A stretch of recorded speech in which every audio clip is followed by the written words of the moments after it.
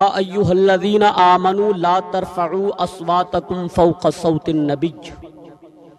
اللہ نے فرمایا اے ایمان والو، نبی کی آواز سے اپنی آواز کو بلند نہیں کرنا۔ کس کو حکم دیا اللہ نے؟ ایمان والوں کو۔ فرمایا یا ایھا الذین آمنوا لا ترفعوا اصواتکم فوق صوت النبی، اے ایمان والو، نبی کی آواز سے اپنی آواز کو بلند نہیں کرنا۔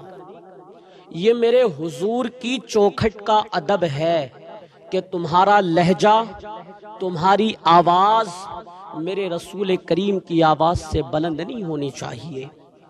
وَلَا تَجْهَرُوا لَهُ بِالْقَوْلِ كَجَهْرِ بَعْضِكُمْ لِبَعْضٍ۔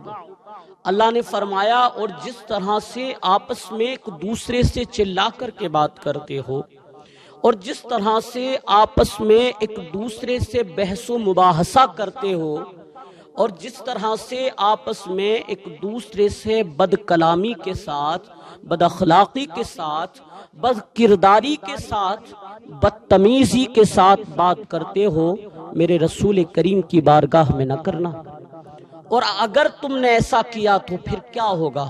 اللہ نے فرمایا ان تحبط اعمالکم وانتم لا تشعرون۔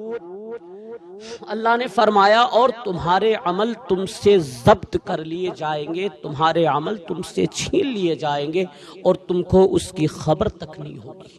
اللہ اکبر۔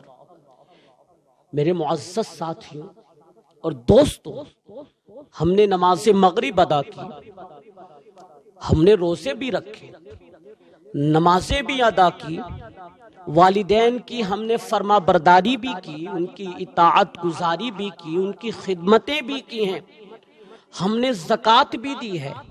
اللہ تبارک و تعالی نے ہم کو مال عطا فرمایا ہے تو ہم نے زکوٰۃ دے کر کے حج بھی ادا کیا ہے، ہم نے مدارس بھی تعمیر کرائے ہیں، مکاتب بھی تعمیر کرائے ہیں، ہم نے مدارس بھی، مساجد بھی تعمیر کرائے ہیں۔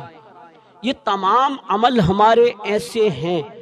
کون بندہ ایسا ہے کہ جو یقین کے ساتھ اس بات کو کہہ دے کہ اللہ تبارک و تعالی نے میرے یہ تمام اعمال اپنی بارگاہ میں مقبول فرما لیے؟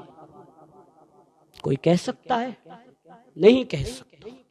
ہاں، اللہ کی رحمت سے امید تو ہے، مگر قبولیت کی گارنٹی کوئی نہیں دے سکتا کہ اللہ تبارک و تعالی نے ہماری یہ تمام اعمال اپنی بارگاہ میں مقبول فرما لیے۔ مگر چند اعمال اور چند نیکیاں ایسی ہیں کہ جن کو اللہ تبارک و تعالی نے اپنے حبیب پاک صلی اللہ علیہ وسلم کے وسیلے سے اپنی بارگاہ میں مقبول فرما لیا ہے۔ اگر وہ عمل بھی ہم سے چھین لیے جائیں تو پھر ہمارے پاس بچے گا کچھ نہیں، بچے گا، خالی دامن ہے۔ پھر اللہ نے فرمایا ان الذین یغضون اصواتہم عند رسول اللہ، وہ لوگ جو رسول کریم کی آواز سے اپنی آوازوں کو پست رکھتے ہیں، کم رکھتے ہیں۔ دیکھیں آیت نمبر 2 کے اندر اللہ نے حکم دیا، اور آیت نمبر 3 میں اللہ نے تحسین فرمائی، جبکہ اللہ کے لیے حکم دینا بظاہر کافی تھا، لیکن اللہ تبارک و تعالی تحسین فرما کر کے یہ بتانا چاہتا ہے کہ وہ لوگ جو رسول کریم کی آواز سے اپنی آوازوں کو پست رکھتے ہیں، وہ لوگ جو رسول کریم کے وفادار امتی ہیں، وہ لوگ جو رسول کریم کے اطاعت گزار امتی ہیں، وہ لوگ جو رسول کریم کے مؤدب ہیں، اللہ تبارک و تعالی کی ان پر کتنی رحمتیں اور کتنی برکتیں نازل ہوتی ہیں۔ اللہ نے فرمایا ان الذین یغضون اصواتہم عند رسول اللہ، وہ لوگ جو رسول کریم کی آواز سے اپنی آوازوں کو پست رکھتے ہیں، کم رکھتے ہیں، اولئک الذین امتحن اللہ قلوبہم للتقوی، یہ وہ دل ہیں کہ جن کے دلوں کو ہم نے تقوی اور پرہیزگاری کے لیے چن لیا ہے۔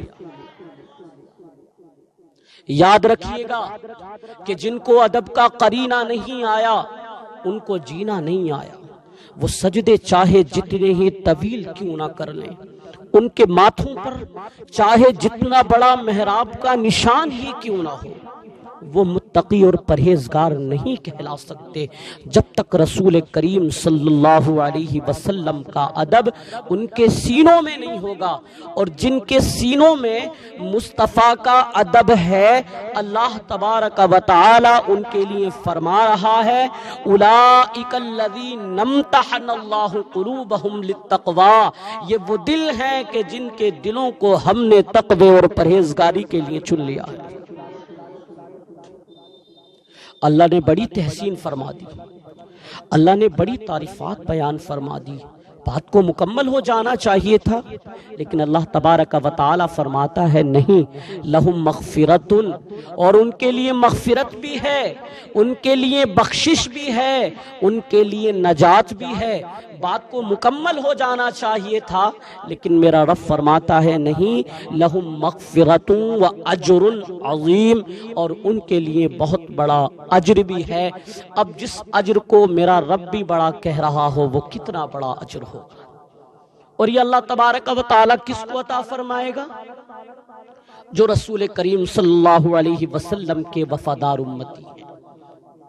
تو ہمیشہ اللہ تبارک و تعالی سے ادب کی توفیق مانگے، کیونکہ ادب والا اور بے ادب میں یہ فرق ہے کہ بے ادب اللہ کے فضل سے محروم ہو جایا کرتا ہے، اور ادب والا ہمیشہ اللہ تبارک و تعالی کی رحمتوں کے زمرے میں رہا کرتا ہے۔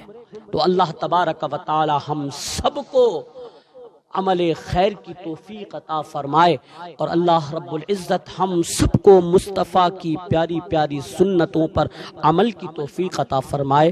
آمین۔ وآخر دعوایا ان الحمد للہ رب العالمین۔